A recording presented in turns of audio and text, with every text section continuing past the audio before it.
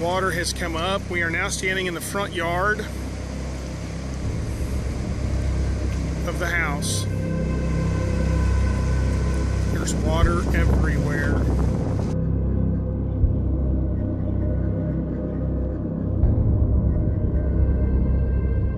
Good evening from Central Texas, the scene of utter devastation, a natural disaster of epic proportions after days of relentless historic rain triggered raging floods. The river here swelling to at least 45 feet, rushing over its banks, demolishing homes and businesses right off their foundations. Right now, there are entire neighborhoods under feet of mud and water, including here in the tiny town of Wimberley. We were at home, Pam and I. We were watching TV in the living room, as we often do. And we started seeing notices on TV alerts as to some weather condition, flooding, rain. Near Blanco, of nearing now 13 inches of rainfall, really starting yesterday afternoon, and just numerous showers and storms sat over southern Blanco County. All that heavy rain upstream, now moving downstream. I don't think any of us had a complete grasp or understanding the magnitude of the amount of water coming down the river. You couldn't really comprehend it. Radio traffic was, there's a wall of water coming. It's a 40-foot wall of water and 40 feet, okay. But what does that really mean coming down the river? You've been here at KView a lot longer than me, one of the longest employees here. Have you ever heard of anything like that? I have never, ever heard of the bridge over I-35 even being touched by water. This is from the National Weather Service. At 31 feet, quote, disastrous, life-threatening flooding will flood over 100 homes and businesses in and near Wimberley in the Blanco River and Cypress Creek floodplain. Many homes flood severely downstream in the lower Blanco and San Marcos River floodplain near San Marcos. This level will reach lower rural homes in the floodplain above Blanco to San Marcos and trap and drown hundreds of livestock. Roads near the river are extremely dangerous. That's at 31 feet. Add 10 feet to that. We don't know what's going to happen. This is the first time this has ever been this high in history. We were woken up by a phone call from a friend who works for ABC in Austin and was on call that night. He said, well, we're having a monolithic millennial event here. He thought that the water might actually be going into our home. And I told him that was impossible. We're 40, 45 feet above the river. And he said, look, I'm here. I'm telling you what I'm seeing. It's literally Armageddon going on. We witnessed pieces of homes floating by. We witnessed the cabins of 7A be ripped off their foundations. We saw cars with their lights on in the river. We heard what sounded like explosions, but there were these large trees that used to be here, 3-4 feet in diameter, that the force of the water was just snapping in two. We were behind the curve on those initial 911 calls, and now there's no catching up. If it weren't for neighbors helping neighbors, we would have lost many more lives than we did that night. Some of the people had to sit overnight. You know, it might have been a flashlight that's the only way we knew that they were okay. And then when there was no flashlight, we were left to wonder, are they okay? Did they get washed away? That whole not knowing, it was terrifying. It was absolutely terrifying.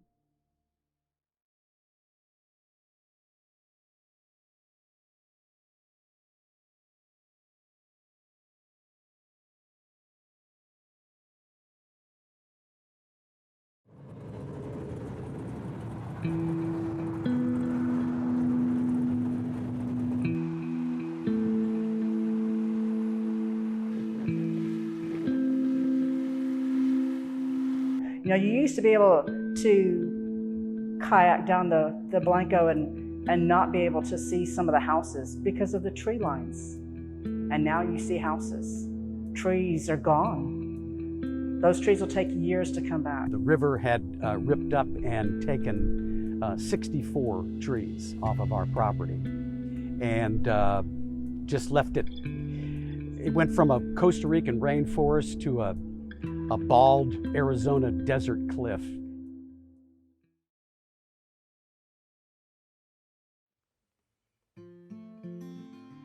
when we got back over here, started getting back to work, somebody was driving by and pulled in and said, "We see you're a wood shop. Would you be interested in some of the trees from the flood?"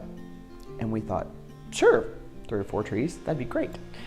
And said, okay, well, follow us down to the camp, the Texas State Camp, which is at the end of this road, Light Acres.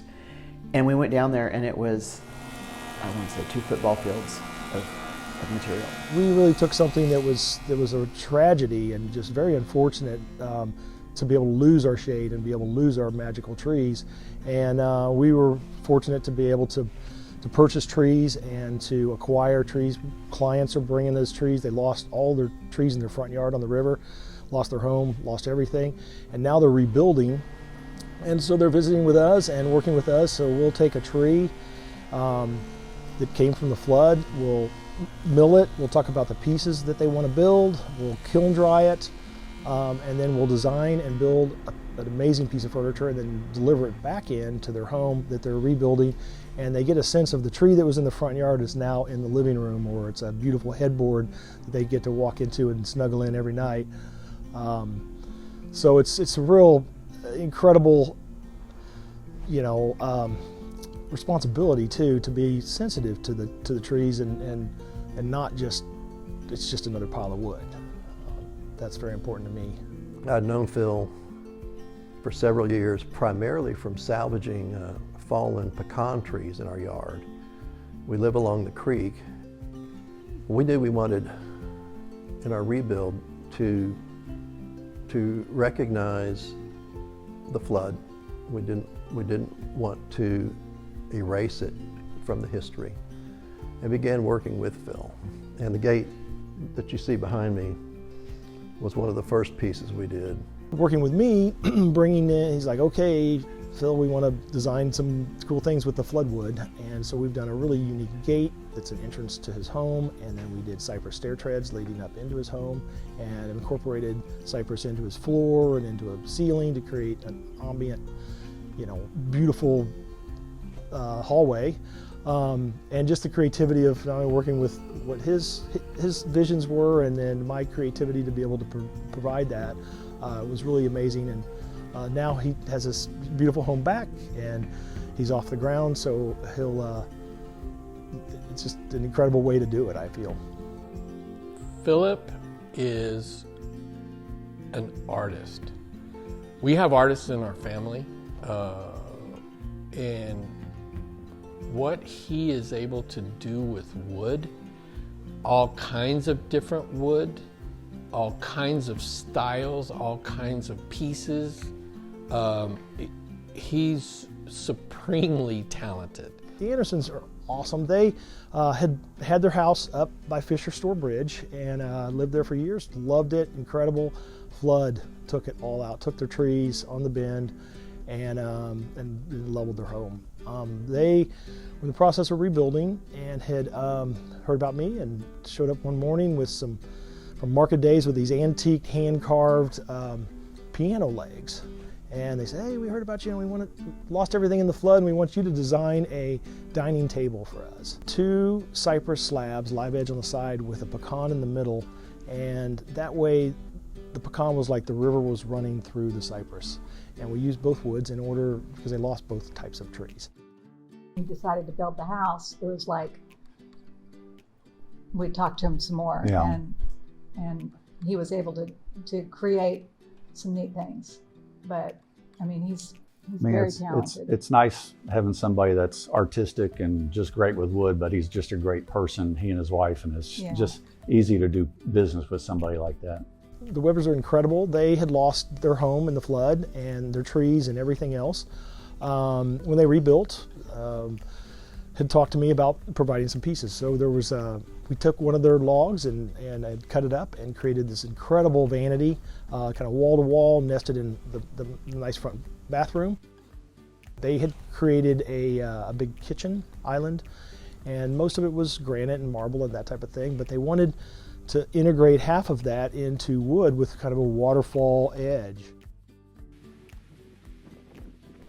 We want to continue building things for people. People are still building in Wimberley. It's growing really fast. And There's people that don't know about the flood, and there's people that don't know we have this floodwood, but we have a lot of it left, and cypress is such a beautiful wood. And so I like the idea of keeping it close and Wimberley still having that cypress to be able to live back in this town. Live on the Blanco River, and there's all these amazing trees, and we would never harvest those trees. Those provide shade, and we're swimming underneath them. But when Mother Nature comes and takes them down, what are we going to do with them? Are we going to shred them? Are we going to just burn them? I think it's an opportunity for us to extend the life of that tree that was just incredible, beautiful, and what we get to do is create amazing furniture that has energy and bring that energy back into the homes that were lost or that are being rebuilt, or and then it continues the life of that tree. So it becomes furniture, it becomes heirloom pieces that they pass down from generation to generation. And it's an opportunity to help the tree continue its life. It's an honor to be able to work with the tree, kind of listen to the board. Sometimes the board will say, hey, I want to be a table when I grow up. Sometimes the board will say, hey, I want to be a bench or a coffee table. So I think just being aware and being connected to the trees and the wood and being able to create and manifest incredible pieces is an honor. The fact that these things were saved and repurposed and not burned and not chipped and not thrown, in a landfill somewhere, that was absolutely the right thing to do. And, and look at what came out of that.